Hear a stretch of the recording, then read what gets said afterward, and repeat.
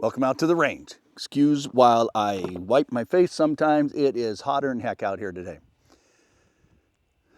We are going to talk about EDC, your everyday carry, the system you carry, and the importance of sticking with a system and an EDC. Before we get there, all of the crows across the globe have lost their ability to communicate. Scientists are trying to find the cause. Ba-dump-ba-dump.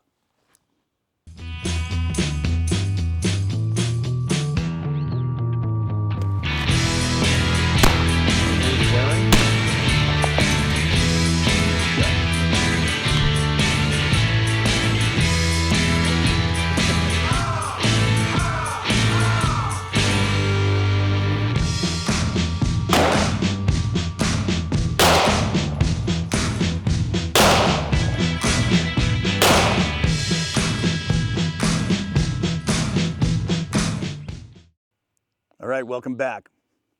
I know it's corny. Corn, crows, get it?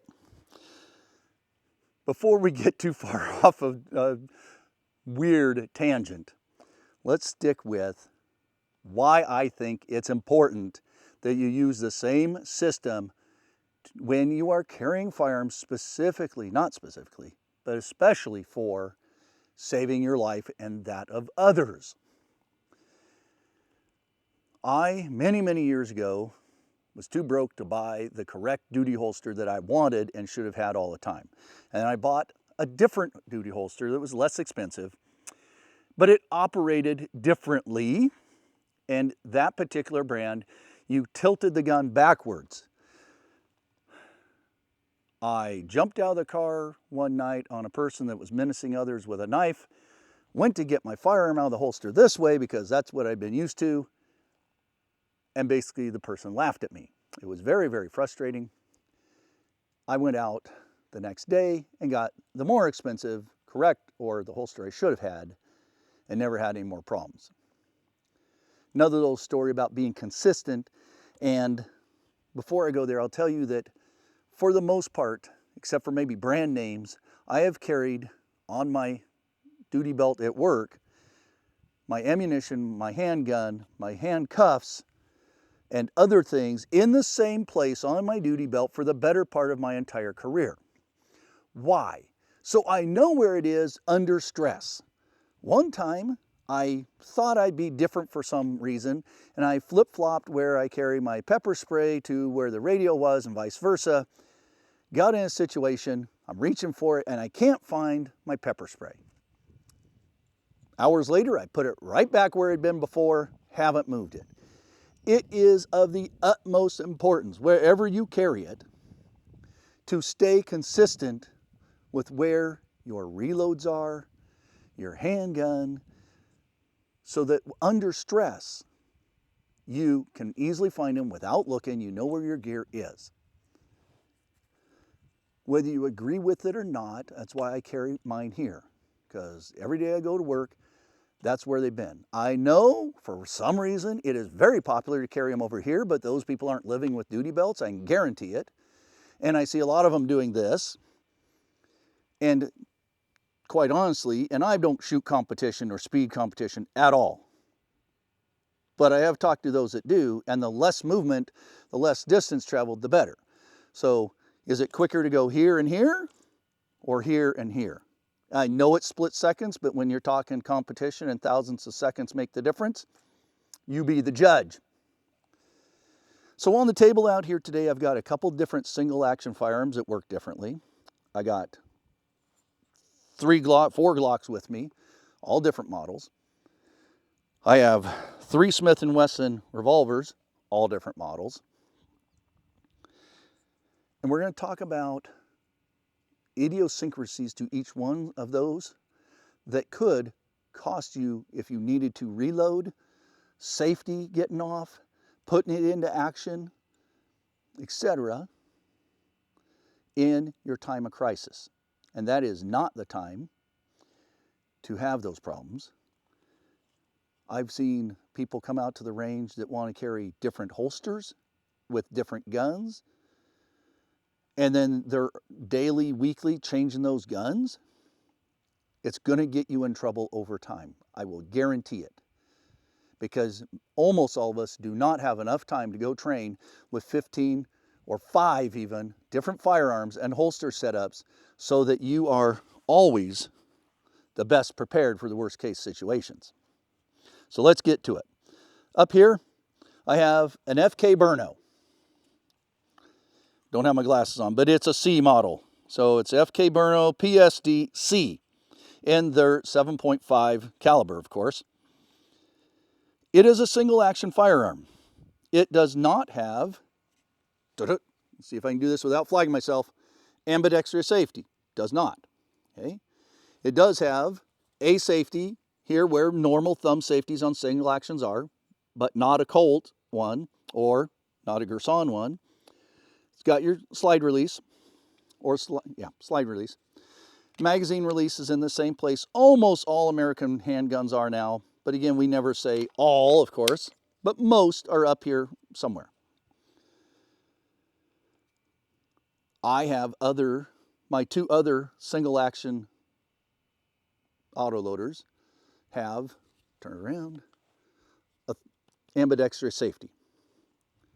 If I was carrying this for whatever reason and I pull it out under stress and I haven't trained a lot with it and I'm doing this, that's an issue.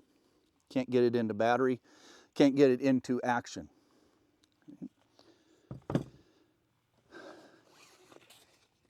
Here I have a chest holster that you've seen before. It is a simple thumb brake holster, but it's different from this chest holster because you have to snap it free. In it I have the Gerson 2311 Witness Hunter in 10mm with a 6-inch barrel. It does have ambidextrous safeties. Okay, so that is a plus for me. My Colt railgun has ambidextrous safeties, so I'm used to that.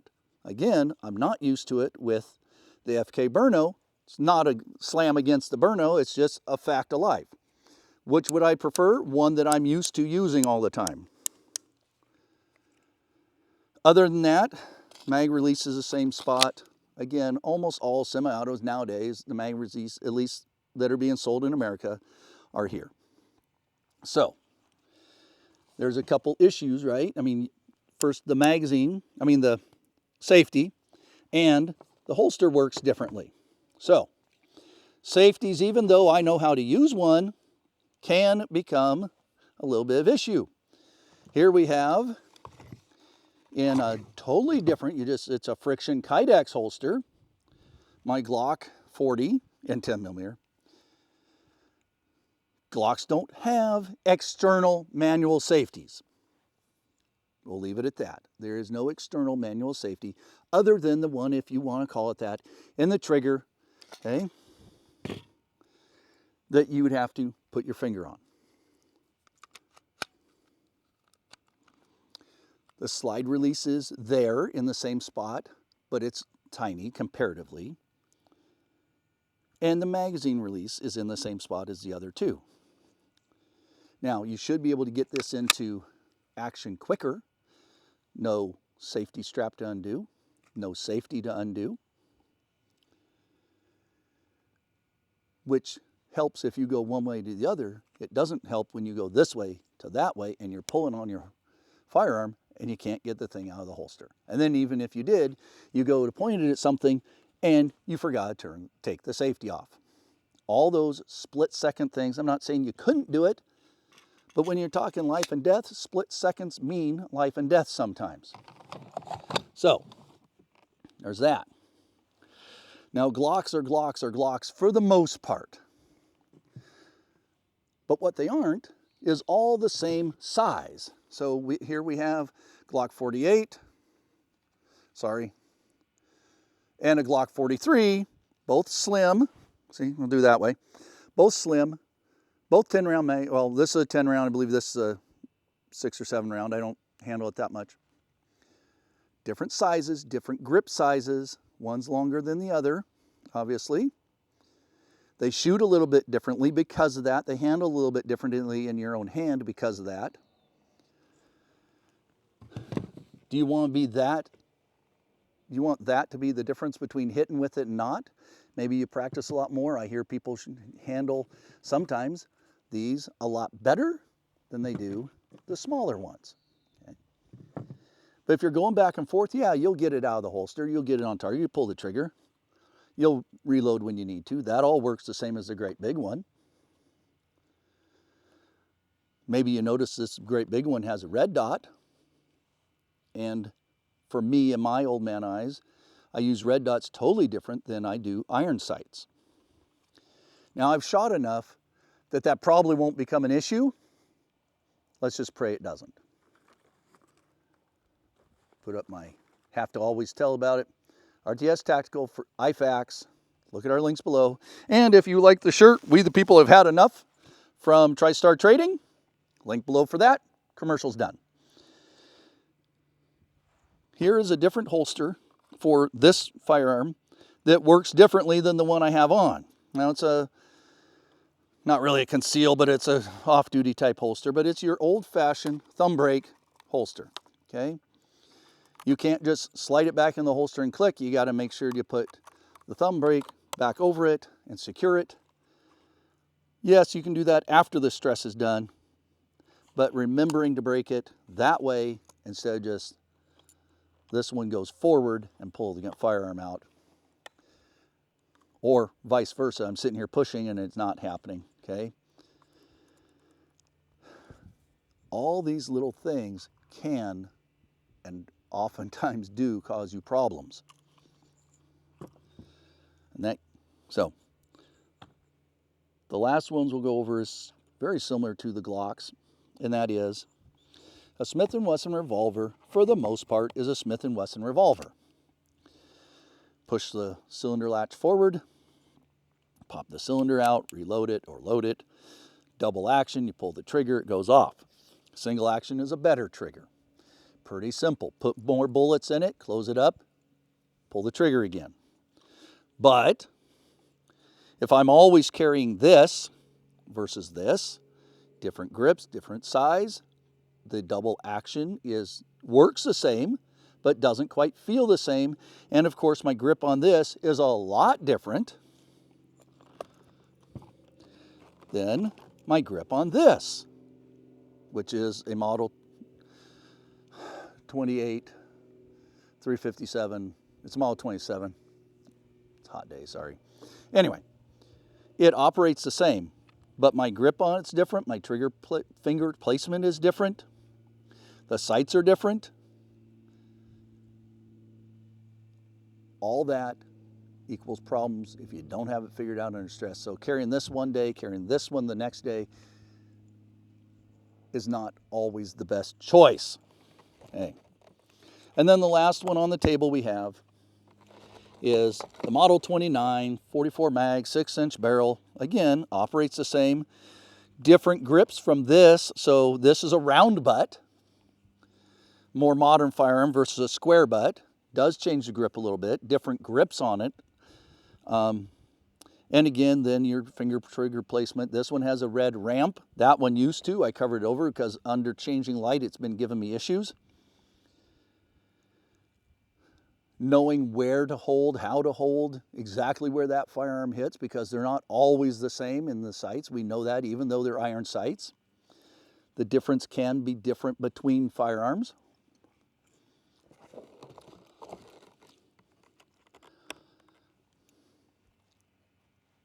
How do we eliminate these problems? Well, let's go over to the firing line, see if I can demonstrate some of these problems to you, and we'll talk about how to eliminate them.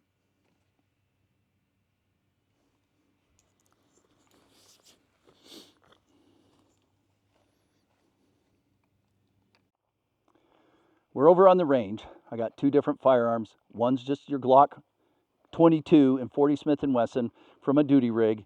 The other one is the Gerson 10mm with the thumb strap of this chest holster. Got a timer over here. I'm going to try to time drawing and firing 5 rounds with the Glock. Then I'll tell you the time, and then we'll draw and fire 5 rounds with the Gerson, see if I don't screw it up between safeties and stuff, which is kind of what I'm trying to do anyway, and we'll tell you the time. The time's a little bit irrelevant because they're two totally different systems.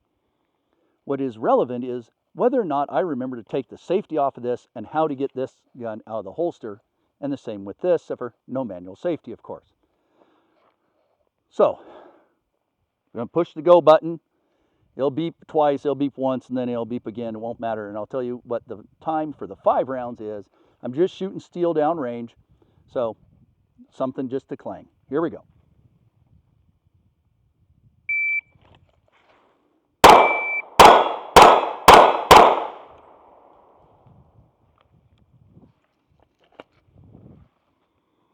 .23. So we'll reset it. I'm going to try to repeat that drill with the Gerson. Here we go.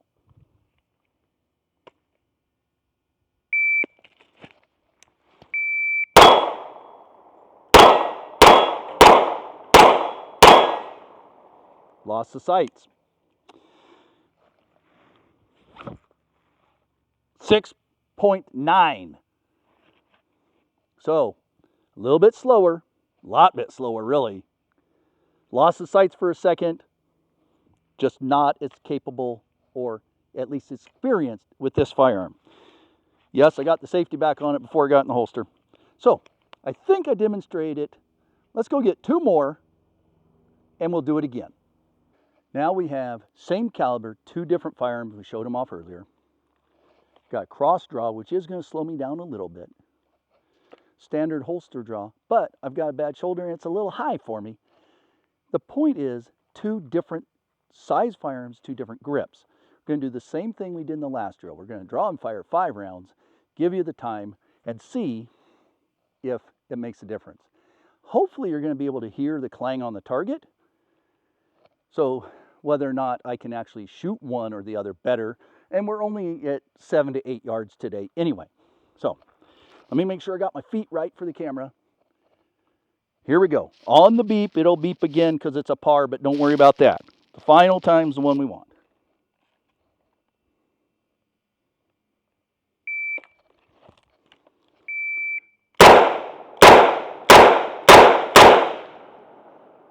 I don't think I hit it once. Time was 5:49. Did you see me bobble that grip though?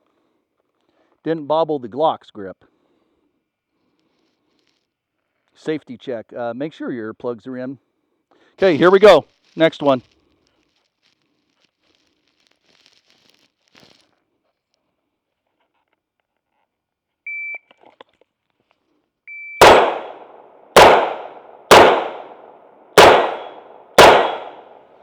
Slow down so I actually hit.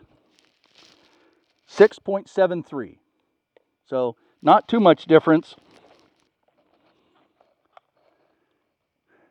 Point is, I don't shoot these a lot, especially from drilling. Obviously, I shoot that Glock 40 I have for many, many years. I can handle a little bit better. If you're going to trust your life to something, make sure you've trained with it. Okay, now we're set up with 2 Smith & Wesson 357s. One is the N frame, which is the 44 mag frame. And one is the J frame, which is the snub nose 5-shot revolver frame. So now, going to check our earplugs, make sure we got them in. Last time, when I drew this, I had to readjust, and I used my other hand on a very short barrel gun that had potential for safety issues. I just demonstrated why it's incredibly important to know your system, your EDC system specifically, and your firearms that's part of that system, so you can always deploy them in emergency situations when you need to save your life or somebody else's. Obviously, I need more practice with my revolvers. Luckily, they're not my EDCs. If you live in a country or a place that is 2 extremes in summer and winter, then find a winter system that works for you, find a summer system that works for you, and get to know those intimately. I'm blessed out in the Northwest that I don't get but a handful of days over 100, so I can dress pretty much the same year round. With that, I want you to go out, take your friends, your family, do some serious practice in knowing your equipment, make it fun for you and everybody else, so that you're always the best prepared for the worst case situations.